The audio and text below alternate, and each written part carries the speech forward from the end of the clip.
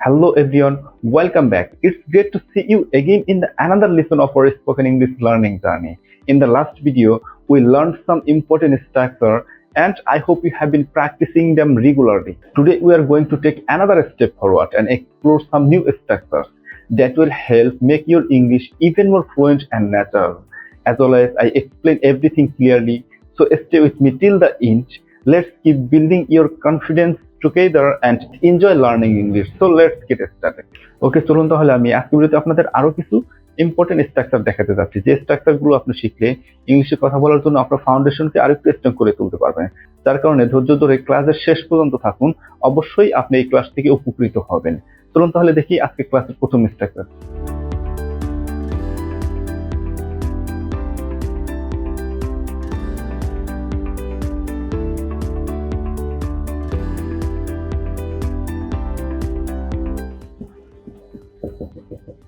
তাহলে এই হচ্ছে দেখেন আমাদের আজকে ক্লাসের প্রথম স্ট্রাকচার।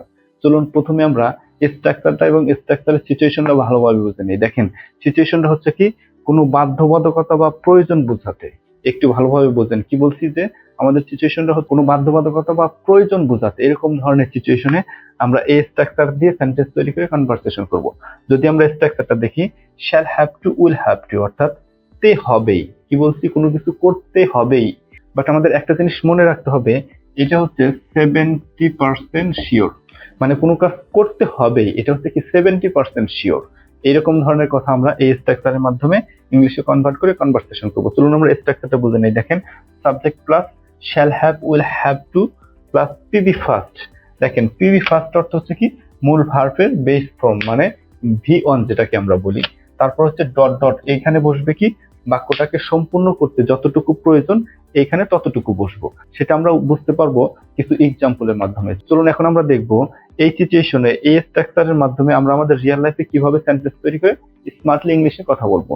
চলুন তাহলে প্রথম এক্সাম্পলটা দেখি।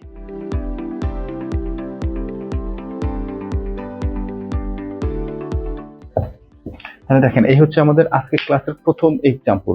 চলুন আমরা বুঝে নেই যে এই স্ট্রাকচার অনুযায়ী কিভাবে সেন্টেন্স গঠন হয়েছে। দেখেন she shall have to attend the meeting at 10 pm। কি বলছে একটু ভালোভাবে বুঝেন। she shall have to attend the meeting at 10 pm, তাকে সকাল 10টায় মিটিং অংশগ্রহণ করতেই হয়, কোনো কিছু করতেই হয়, সেটা 70% শিওর। এরকম ধরনের বাক্যকে আমরা এই স্ট্রাকচারের মাধ্যমে কনভার্ট করে ইংলিশে কনভারসেশন করব। আই থিঙ্ক আপনারা এখন বুঝতে পারছেন যে কিভাবে সেন্টেন্স গঠন হয়। চলুন আমরা আরো একটি রিয়েল লাইফ এক্সাম্পল দেখি।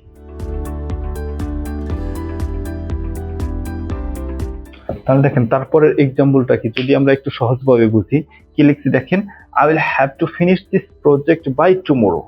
কি বলছি একটু ভালোভাবে বুঝেন। I will have to finish this project by tomorrow, আমাকে কালকের মধ্যে এই প্রজেক্টটি শেষ করতে হবেই। দেখেন কোনো কিছু করতে হবেই মানে 70% শিওর। এরকম ধরনের কথা আমরা এই স্ট্রাকচারের মাধ্যমে কিভাবে কনভার্ট হয় সেটা কিন্তু বুঝতে পারতেছি। চলুন আমরা আরো একটু রিয়েল লাইফ এক্সাম্পল দেখি।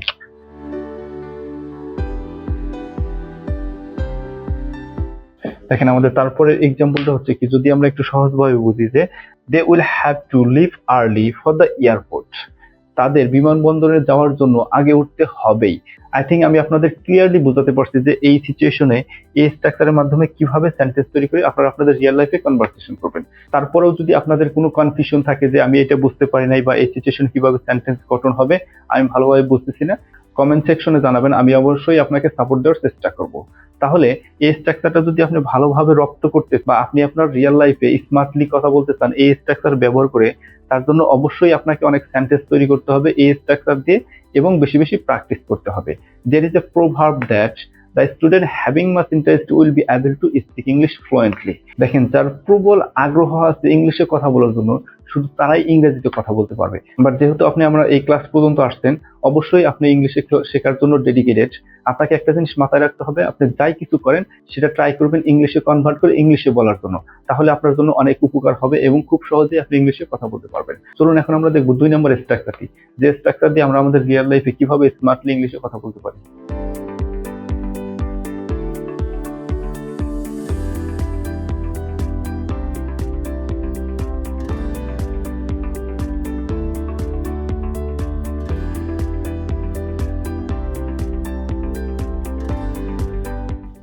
তাহলে এই হচ্ছে আমাদের আজকে ক্লাসের 2 নম্বর স্ট্রাকচার। দেখেন 2 নম্বর স্ট্রাকচারের সিচুয়েশন এবং 1 নম্বর স্ট্রাকচারের সিচুয়েশন কিন্তু সেম, বাট পার্থক্যটা হচ্ছে এই জায়গায়। দেখেন এটা হচ্ছে 99% শিওর, আর প্রথমটা ছিল কি 70% শিওর, মানে কোনো কাজ করতেই হবে। এটা হচ্ছে 70% শিওর, এটা হচ্ছে প্রথম স্ট্রাকচারের জন্য। কোনো কাজ করতেই হবে সেটা 99% শিওর, সেটা হচ্ছে কি 2 নম্বর স্ট্রাকচারের জন্য। দেখেন আমরা যদি স্ট্রাকচারটা বুঝে নেই, have got two, has got to, তেই হবে, মানে কোনো কিছু করতেই হবে, সেটা হচ্ছে 99% শিওর। দেখেন স্ট্রাকচারটা হচ্ছে কি subject plus have got, has got plus to plus PB first. I think আপনারা বুঝতে পারছেন যে পিবি ফার্স্ট অর্থ কি মূল ভার্বের বেস ফর্ম, তারপর এই ডট ডটের জায়গায় কি বসবে। এটা আমরা নেওয়ার কথা না বলি, চলুন আমরা কিছু রিয়েল লাইফ এক্সাম্পল দেখি যে এই স্ট্রাকচার ইউজ করে কিভাবে স্মার্টলি ইংলিশে কথা বলতে পারবো। তাহলে চলুন প্রথম এক্সাম্পলটা দেখি।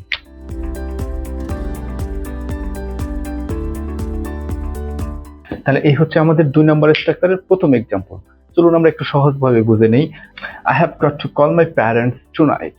আমাকে আজ রাতে আমার বাবা মাকে ফোন করতে হবেই, সেটা হবে কি 99% শিওর, ফোন করতেই হবে, মানে যত ধরনের ব্যস্ত হয়ে থাক আমাকে আমার বাবা মার কাছে ফোন করতেই হবে আজকের রাতের মধ্যে।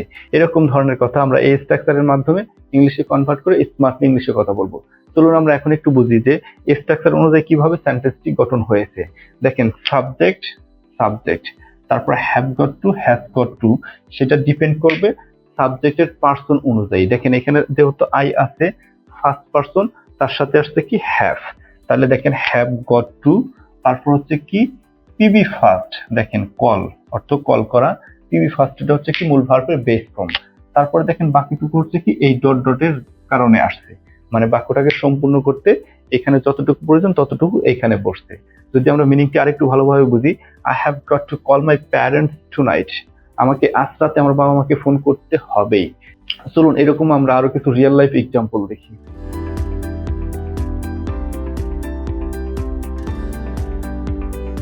তাহলে এই হচ্ছে আমাদের আজকে ক্লাসের 2 নম্বর স্ট্রাকচারের 2 নম্বর এক্সাম্পল। চলুন আমরা বুঝে নেই যে স্ট্রাকচার অনুযায়ী কিভাবে সেন্টেন্স গঠন হয়। দেখেন she has got to submit the report today. কি বলছি?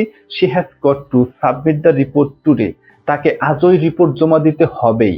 দেখেন কোনো কিছু করতে হবেই বা জমা দিতে হবেই, সেটা যদি হয় 99% শিওর, তখন কি আসবে? Have got two.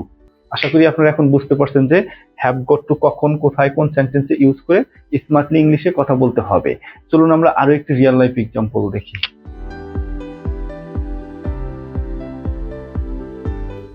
এই হচ্ছে আমাদের আজকে ক্লাসের 2 নম্বর স্ট্রাকচারের 3 নম্বর এক্সাম্পল। চলুন আমরা একটু সহজভাবে বুঝি যে এই স্ট্রাকচার অনুযায়ী কিভাবে গঠন হয়, বা আমরা আমাদের রিয়েল লাইফে এরকম ধরনের বাক্য কিভাবে গঠন করব। দেখেন they have got to clean the room before the guest arrive, তাদের অতিথি আসার আগে ঘর পরিষ্কার করতে হবেই। দেখেন করতে হবেই, সেটা যদি হয় 99% শিওর, তখন আমরা কোন স্ট্রাকচার ইউজ করব? হ্যাভ গট টু অথবা has got to. I think আপনারা এখন 2 নম্বর স্ট্রাকচারটা ক্লিয়ারলি বুঝতে পারছেন। আপনারা আপনাদের রিয়েল লাইফে এই সিচুয়েশনে এই স্ট্রাকচারের মাধ্যমে কিভাবে সেন্টেন্স তৈরি করে স্মার্টলি কথা বলবেন। তাহলে এই ছিল আমাদের আজকে ক্লাসের 2টি স্ট্রাকচার। যদি আমি আরেকবার রিপিট করি, প্রথম স্ট্রাকচারটা ছিল কি shall have to, will have two, তে হবেই, এটি হবে কি 70% শিওর। তারপরে 2 নম্বর স্ট্রাকচারটা ছিল কি have got two, has got to, তে হবেই, এটা হবে কি 99% শিওর। আই থিঙ্ক আমি আপনাদের খুব ভালোভাবে বুঝাতে পারছি, কারণ আমি আপনাদের সহজ এবং রিয়েল কিছু এক্সাম্পল দিয়ে বুঝিয়েছি যে কিভাবে সেন্টেন্স তৈরি করে স্মার্টলি ইংলিশে কথা বলা যায়। তারপরে একটা জিনিস মাথায় রাখতে হবে যে দেয়ার ইজ এ প্রভাব, the student having much interest will be able to speak English. তারাই ইংলিশে কথা বলতে পারে যাদের 100% আগ্রহ আছে, মানে ইংরেজি শেখার জন্য যারা পাগল তারাই ইংরেজিতে কথা বলতে পারবে। যদি আপনি এই লেভেলে থেকে থাকেন, তাহলে আপনাকে অবশ্যই আজকে ক্লাসের স্ট্রাকচার গুলো দিয়ে কমপক্ষে 10 থেকে 20টি সেন্টেন্স তৈরি করতে হবে রিয়েল লাইফ রিলেটেড, এবং প্রচুর প্র্যাকটিস করতে হবে এবং বারবার বলতে হবে এবং জোরে জোরে বলতে হবে। যত বেশি আপনি প্র্যাকটিস করবেন, তত তাড়াতাড়ি আপনি স্মার্টলি কনফিডেন্টলি ইংলিশে কথা বলতে পারবেন। Thank you so much for joining today's lesson. I hope these new structures will help you speak more confidently and naturally. Remember, practice is the key to success. So, keep using this structure in your daily conversation. If you found this video helpful, please like, share and subscribe to support this channel. And don't forget to leave your questions and comment below. I love hearing from you. See you in the next class. Keep practicing and have a great day.